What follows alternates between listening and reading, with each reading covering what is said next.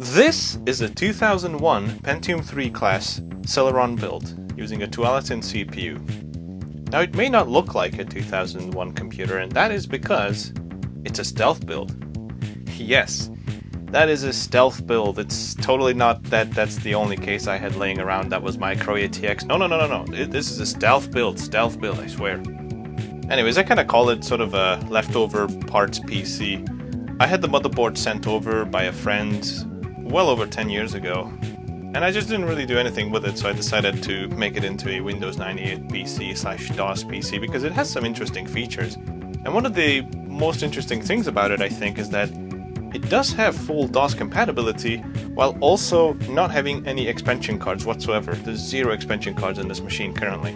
So that means we have an Intel Celeron Tualatin motherboard that looks like it's OEM, so made by MSI, green board, and it has onboard video and onboard audio as well. We'll get into that later. I was curious to see how well this integrated graphics chip can do on this motherboard with retro games, and how does the audio sound like, most importantly. Now, some of you might be already familiar with the South Bridge on this machine, because this is one of those specific South Bridges that have Sound Blaster Pro compatibility.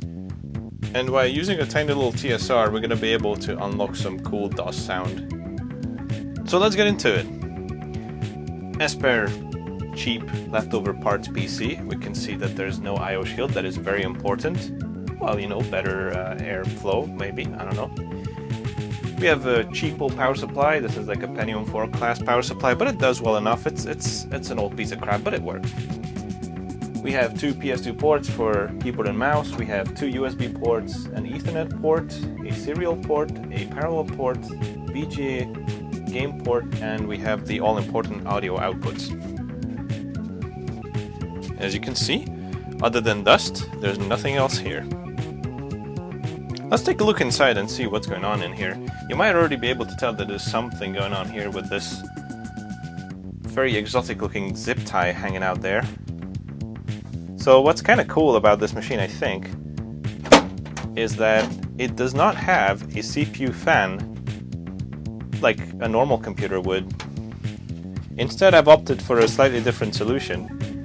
Since this case already has a very handy cutout for a fan, I just decided to zip tie a 12cm fan on there, and that's what's essentially providing our cooling for our CPU.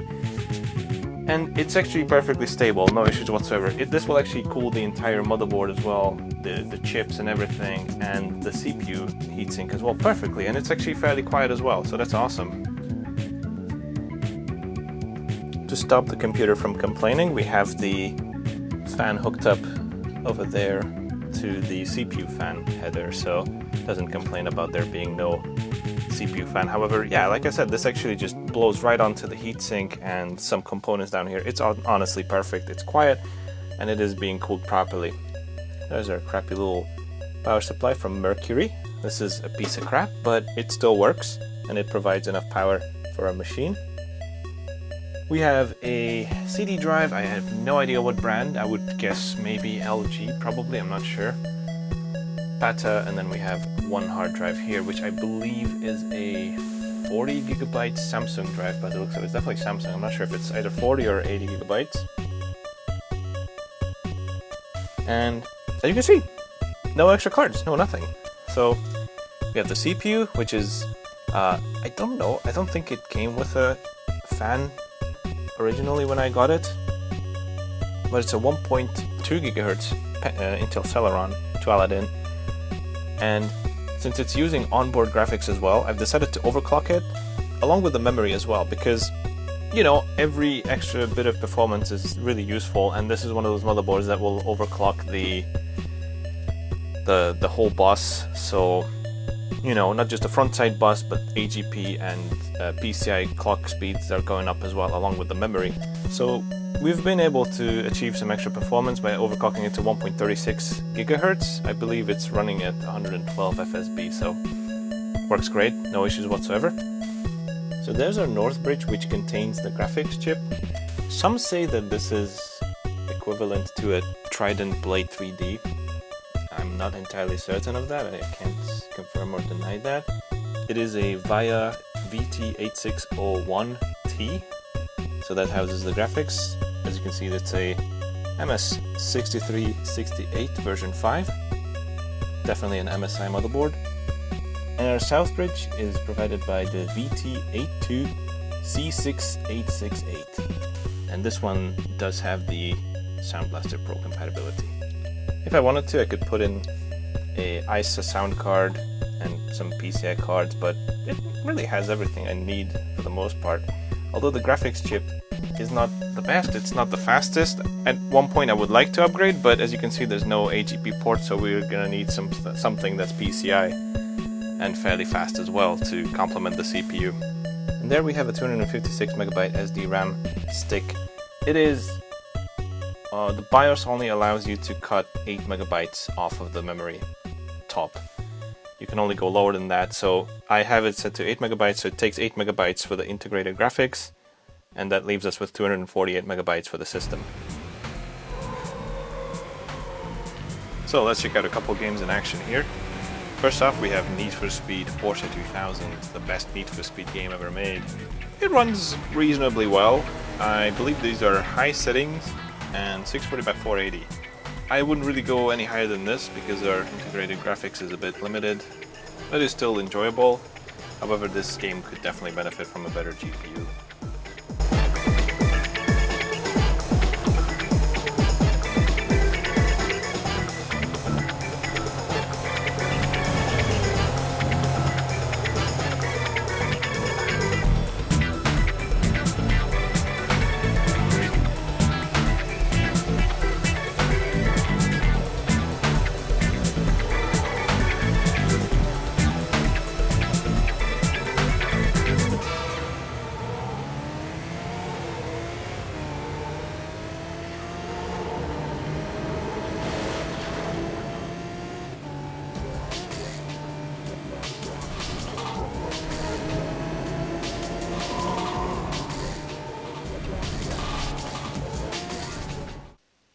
Next up, I thought it would be interesting to check out Wahlberg One, see how well our machine does. Now, our GPU is kind of more optimal for games from the late 90s, and there are some graphical glitches going on here, probably driver related.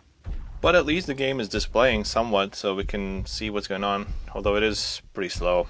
And we're running here in 640x480. Pretty much, I think all the games in this video are going to be run at 640x480.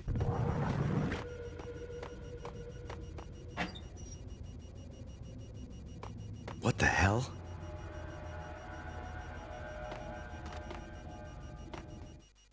Something ugly had been tattooed on the wall. A map of things to come. It was a poison syringe, a magic...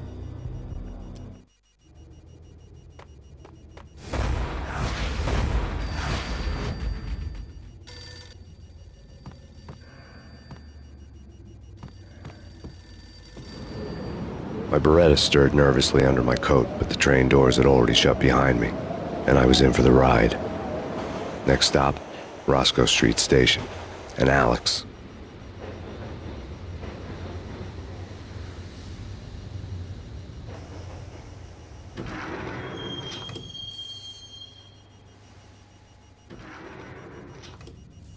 The station was drenched in gloom. Alex was a ghost, nowhere to be seen. I'd have to look for him. Here's a game I don't really ever show up. This one's called Beetle Crazy Cup. It is playable on this machine, however not exactly optimal. Running in 640x480. Again, our GPU is a bit limiting here.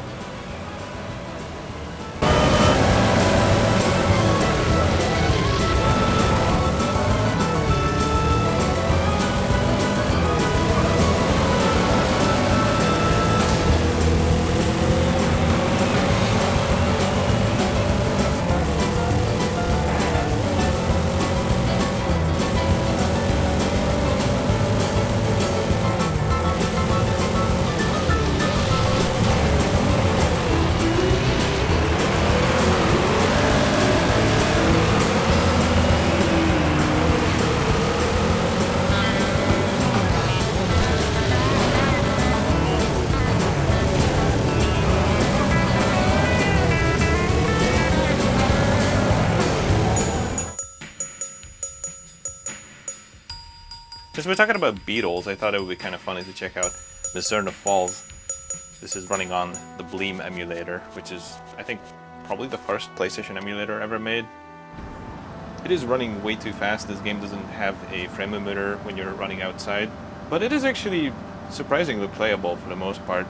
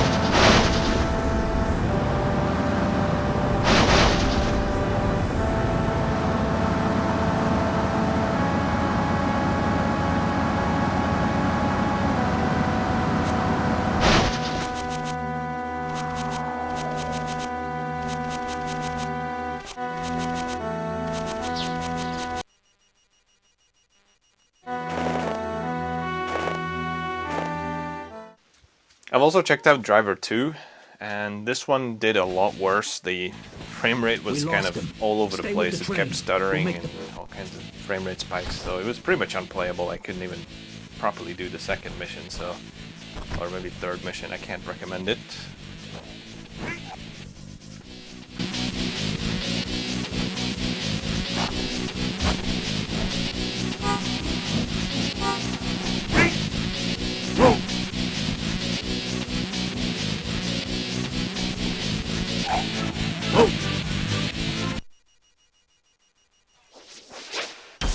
Also looked at Harry Potter 1.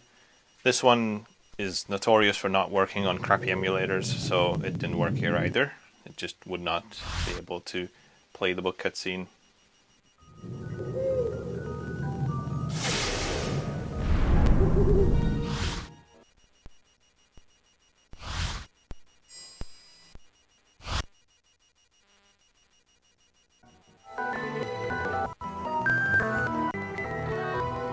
There was no jest soon be happening. And mysterious.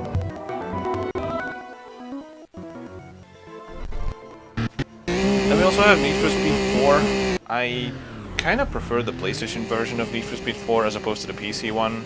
However, on PlayStation it really doesn't run well, so looks a bit better in my opinion, but just, yeah, it doesn't run as well as it does on PC. And on this emulator, it's kind of like playing in slow motion, so yeah, not exactly optimal. Would need much more power to run this properly, I would say.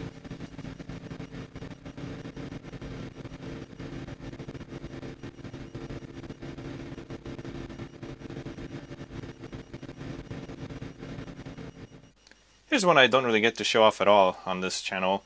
It's Final Fantasy VII PC version. This game has a neat little configuration utility which can actually tell you if your graphics chip is up to snuff with the game. It looks like our integrated graphics chip actually supports 8-bit paletted textures, so those games that require it will run really nice. This game is definitely more in line with the performance of the machine, and it runs pretty well here.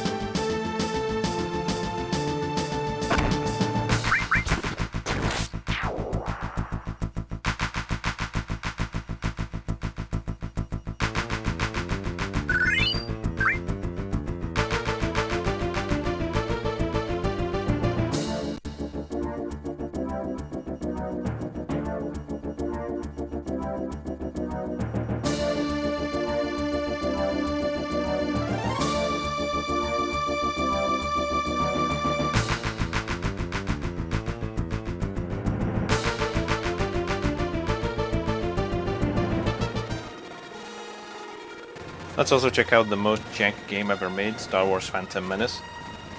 This one, a little bit of stuttering at the beginning with the audio, but other than that it seems fairly playable. I have a bad feeling about this. Your feelings serve you well, Obi-Wan. But don't let them cloud your judgment. What is your plan, Qui-Gon? When the Trade Federation Viceroy arrives, we must convince him to leave the system. Will they agree to leave? The Viceroys are cowards. This meeting will be short. Still, be prepared for the unexpected. Welcome. I am TC-14, protocol droid and servant of the Trade Federation.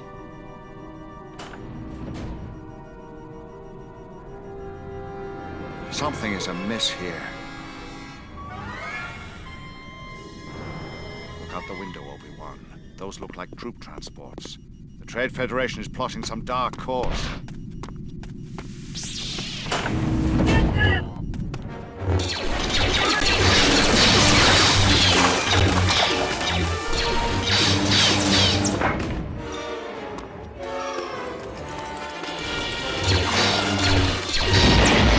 Find a way to open this door, and hurry!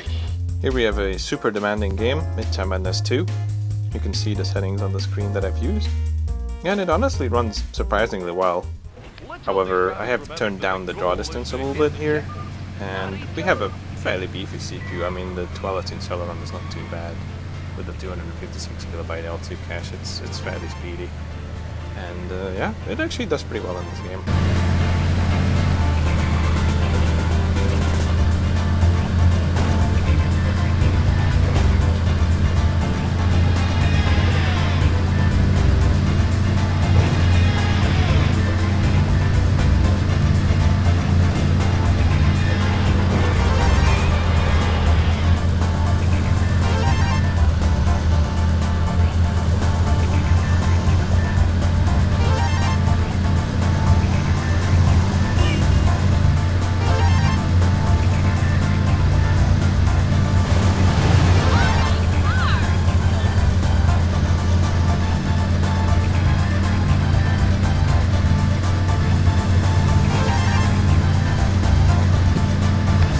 Checkboard. A classic performance in a classic car go together like peanut butter and jelly. Next we have another classic racing game, Need for Speed 3. Here we're actually sort of stuck at 38 FPS because we're using double buffer VSync and my monitor is 75 Hz. Couldn't really get past that much, but maybe if it was set to 60 we could have gone a little bit higher, I'm not sure. Sometimes it would probably hit 60 FPS, but yeah, it's around 30 FPS, but it's pretty playable.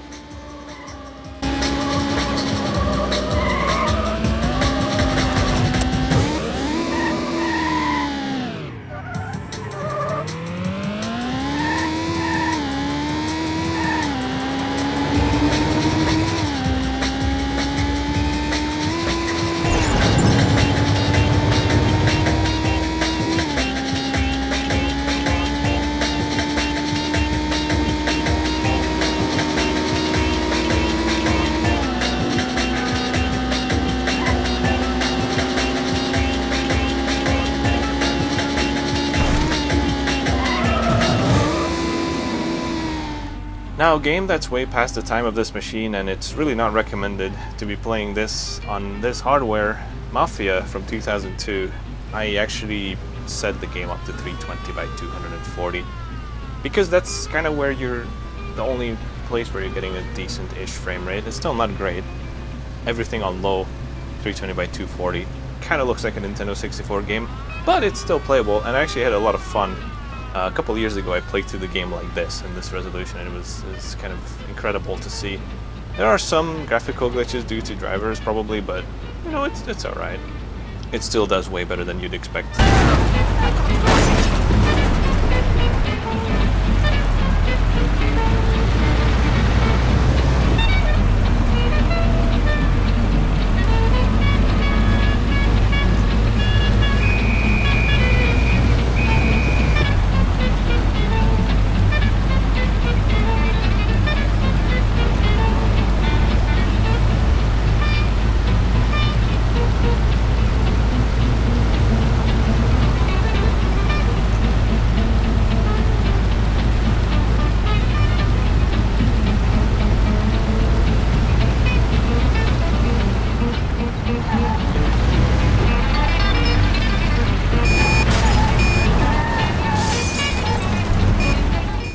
last in the lineup of Windows games we have Pod. This is sort of the era of the machine, and it runs pretty okay.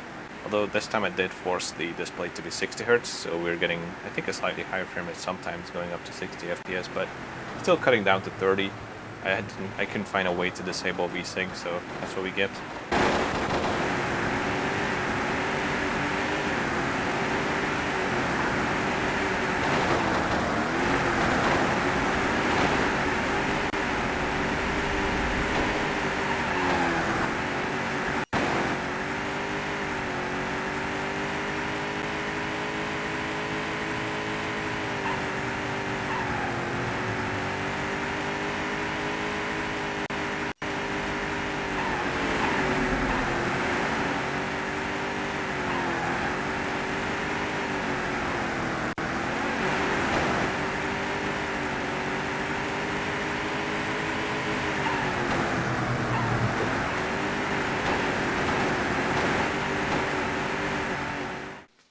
Here you can see the settings pertaining to the Sound Blaster compatibility in the BIOS.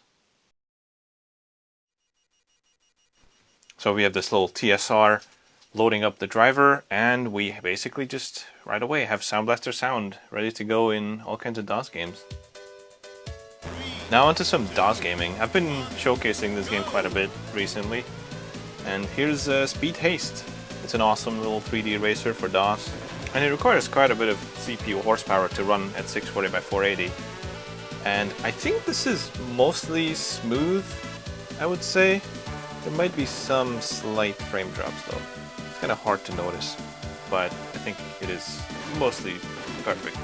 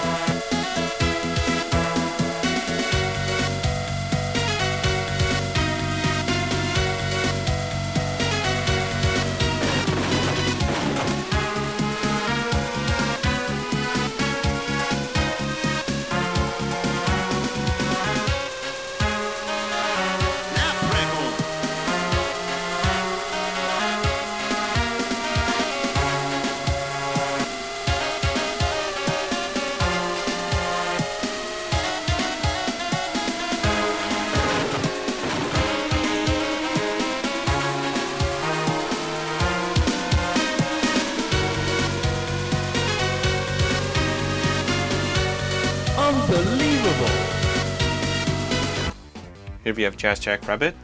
Let's take a listen to what it sounds like.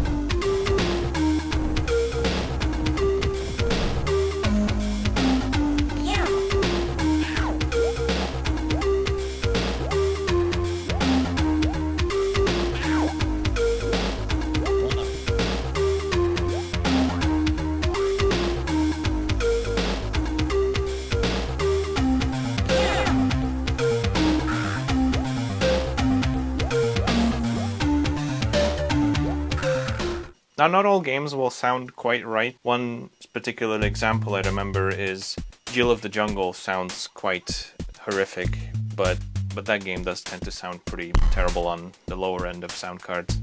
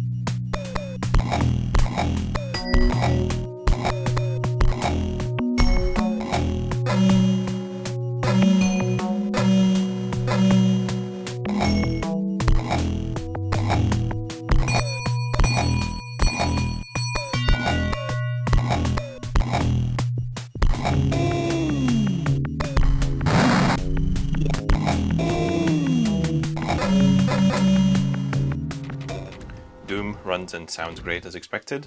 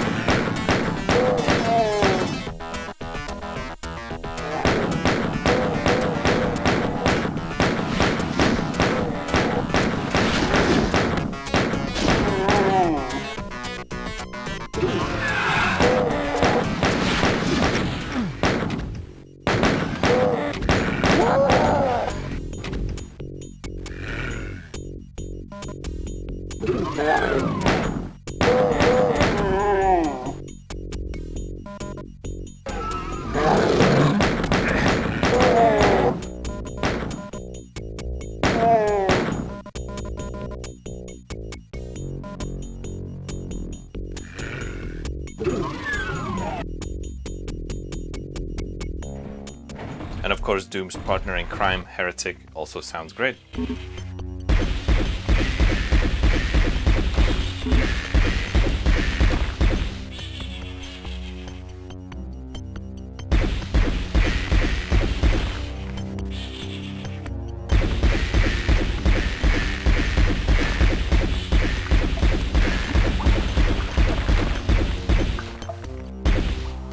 So that was my Pentium 3 Celeron Tualatin machine in a Fujitsu Scalio P case. Bit of an unusual one, but it's just a typical, leftover parts PC.